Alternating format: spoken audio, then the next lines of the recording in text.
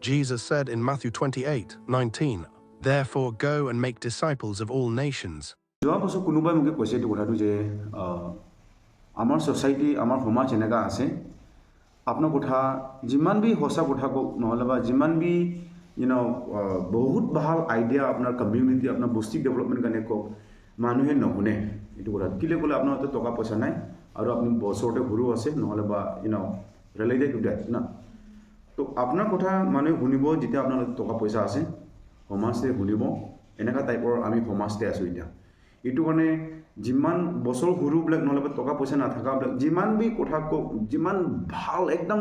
বহুত ভাল কথা যদি বি আপুনি পইণ্টছ যদি বি আনে ডিছকাশ্যনতে আপোনাৰ কথা কোনেবি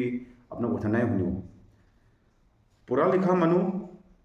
আইডিয়া বহুত বেয়া হ'ব পাৰে কিন্তু শুনি ল'ব নহ'লে বা আপোনাৰ টকা পইচা থকা মানুহ আইডিয়া ফাল্টু হ'ব পাৰে কিন্তু শুনি ল'ব মানুহে এনেকুৱা সমাজতে আমি থাকি আছোঁ এইটো কাৰণে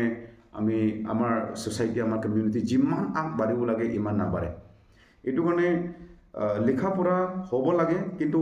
উইজডম এইটো হ'ব লাগিব ডিচাৰ্ণমেণ্ট এইটো থাকিব লাগিব আৰু টকা পইচাৰ পৰা সমাজ চলাবলৈ নহয় টকা পইচাৰ পৰা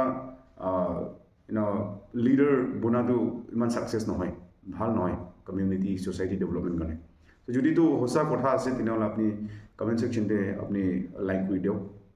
থেংক ইউ